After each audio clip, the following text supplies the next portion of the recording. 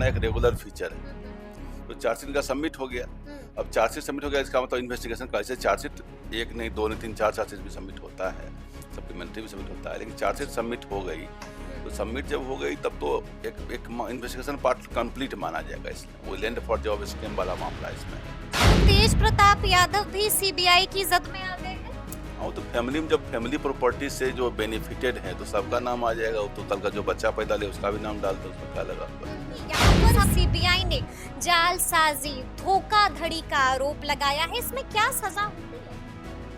इसमें मैक्सिमम सजा 7 साल की। जेल भी जाना पड़ सकता है। जब ट्रायल होगा, कन्विक्शन होगा, सजा डिक्लेयर किया जाए उसके बाद जेल होगा। हमें लगता है कि सीबीआई वाले मामले में, ईडी वाला मामला थोड़ा खतरनाक होता है, लेकिन सीबीआई ईडी का कानून ही इस ढंग से बना हुआ है कि इस मिसा कानून आपका था उस ढंग का कानून है, जिसको अंदर करना चाहेंगे अंदर कर देंगे, जब तक चाहेंगे तब तक अंदर रखेंगे, इस ढंग का बन रहा है। सुप्रीम कोर्ट रोज इस बात को बड़े बड़े एडवोकेट बहस कर रहे हैं, अभी तक कोई निदान नहीं निकल पाया है।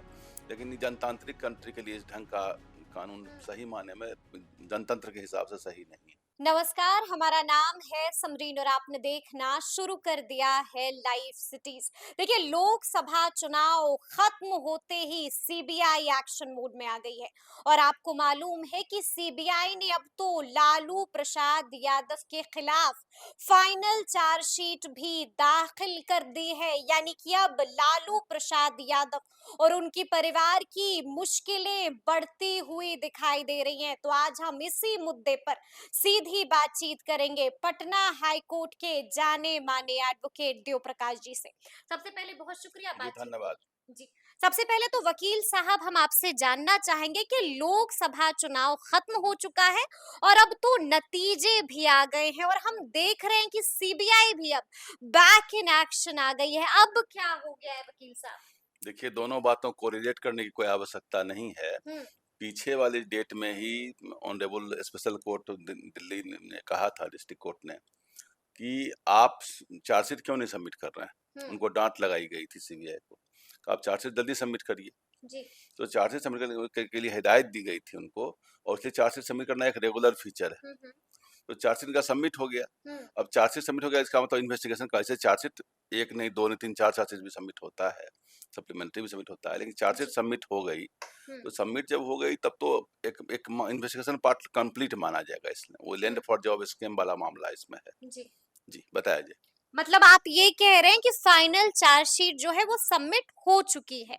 हम आपसे ये भी समझना चाहेंगे वकील साहब कि किस किस को कटघरे में लाकर खड़ा कर दिया गया है। इसकी कॉपी हमारे पास उपलब्ध नहीं है, किनका नाम है सुनते हैं, 68 पर्सन का नाम उसमें है और 38 कैंडिडेट का है। जी। 38 कैंडिडेट हैं जिन्होंने कहा कि हमने, उनका क्या है साक्ष्य उस पर कुछ बोलना बड़ा मुश्किल है।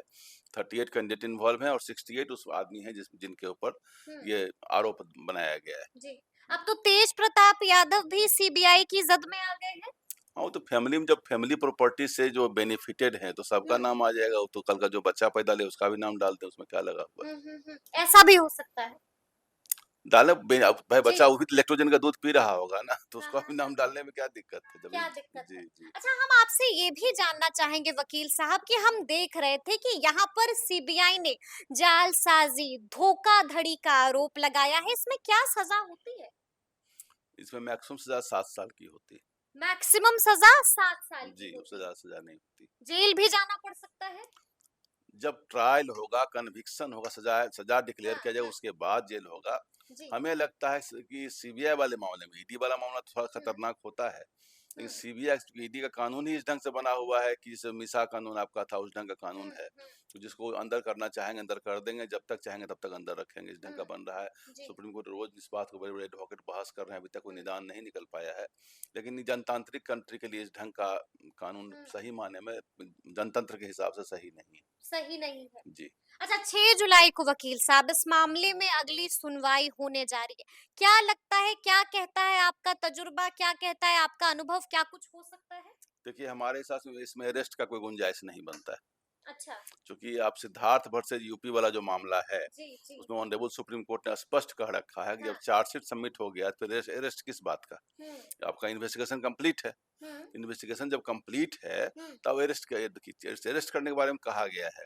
अगर इन्वेस्टिगेशन को सपोर्ट नहीं कर रहा है आदमी, या बाहर रह करके इन्वेस्टिगेशन को प्रभावित कर सकता है, हैम्पर कर रहा है। या बाहर रह करके हुँ, गवाह को डराया धमकाया जा सकता है, हुँ, या बाहर रह करके वो आदमी भाग जा सकता है, फ्लाई बाय नाइट मैंने जो फ्लाइट रिस्क कहा जाता है वो हुँ, भाग हुँ, जाएंगे, या बाहर रह करके वो आदमी कल को ट्रायल कोर्ट को सपोर्ट नहीं करता है। हुँ, इन चारों पांचों बातों में से कोई भी बात सपोर्ट नहीं कर रही है, अरेस्ट के जो हुँ। पोजीशन सपोर्ट नहीं कर रही है, इसलिए अरेस्ट का कोई संभावना इसमें नहीं बनता है। यानी कि आप यही कह रहे हैं वकील साहब कि तेजस्वी यादव पर, लालू प्रसाद यादव के परिवार पर अरेस्टिंग का कोई खतरा नहीं जी मंडरा नहीं, रहा है? अभी तो ट्रायल चलेगा, अभी चार्जशीट सबमिट और जी। ट्रायल चलेगा, सारे गवाह गुजरेंगे, फिर कन्विक्शन होगा। हाँ, हाँ। अभी दिल्ली दूर है।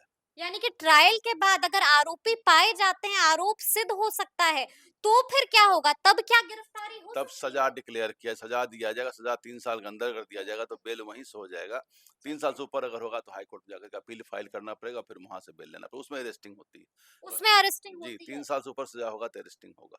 अच्छा, 3 साल से ऊपर अगर सजा होती है तो फिर अरेस्टिंग जी, हो लेकिन सकती है साथ इस में यह मामले भी में। देखना ज़रूरी है कि 7 साल ही मैक्सिमम सजा है, जी। और लालू प्रसाद यादव ही तो रेल मंत्री थे, और वो भी जो केस हुआ है, हुँ, वो केस 2090-95 का मामला है, और हुँ। अभी चल कब का नहीं, उसके बाद का मामला है। कब का मामला है? 2004 का मामला है। 4 का मामला हुँ, है, तो बहुत दिन हो गया ना इस केस का। हुँ, ऑलरेडी इस केस का इतना लंबा समय बीत गया। 4 हुँ। का मामला होगा तो हमको दरअसल उनका गवर्नमेंट कब तक था? 4 से 9 का मामला 2014 है। 14 तक हुँ, गवर्नमेंट था, तो ऐसे भी 10 साल से ऊपर का मामला बन रहा है। जी, जी, जी। तो बहुत केस में फोर्स नज़र नहीं आता। अब चूँकि हुँ, सीबीआई और रेलवे का मामला है, अच्छा जी। रेलवे का उसमें फंड का मामला नहीं, इन्होंने बाहर से कहीं से कुछ लिया, ऐसा एलिगेशन है, हुँ। और किसी को जॉब दिया गया, तो ये एलिगेशन एस्टेब्लिश कोर्ट ज़मीन के बदले जॉब का जी, तो मामला एस्टेब्लिश है। कोर्ट में जी। होगा तो जो कोर्ट देखिए साइंस है। हाँ।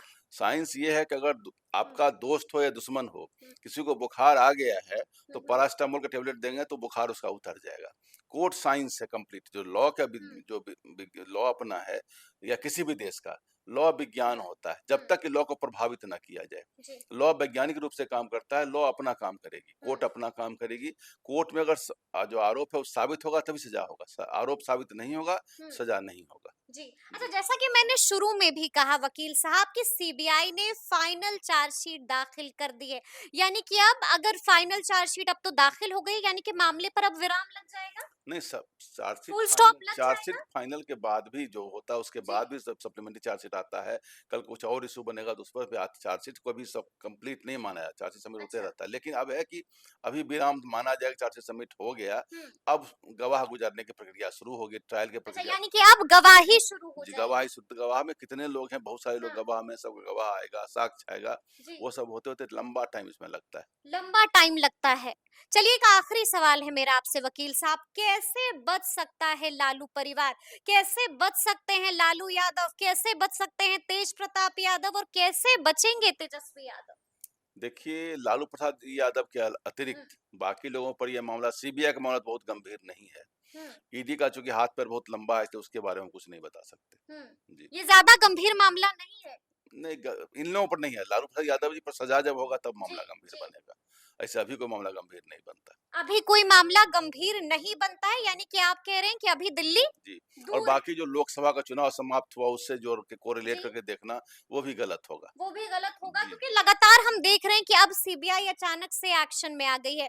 फाइनल चार्जशीट भी दाखिल कर नहीं, दिया है। अचानक इस पिछले बार भी कोर्ट ने डाँट के कहा था, आप जी। चार्जशीट सबमिट करिए। हुँ, पिछले बार हुँ। भी कहा गया था, इसको अचानक ना कहा जा सकता। इसलिए चलिए, मैंने कहा उसको कोरिलेट करके देखना गलत होगा। देखना गलत होगा कोरिलेट करके। तो सुना आपने कि क्या कुछ बताया है वकील साहब ने। देखिए, तफसील से बताया है कि आगे इस मामले में क्या कुछ हो सकता है। तो फिर ये पूरी बातचीत आपको कैसी लगी है, कमेंट करके हमें ज़रूर बताइएगा। तो ऐसे तमाम अपडेट्स के लिए ऐसे ही हमारे साथ बने रहिएगा और देखते रहिएगा लाइव सिटीज़। बहुत शुक्रिया।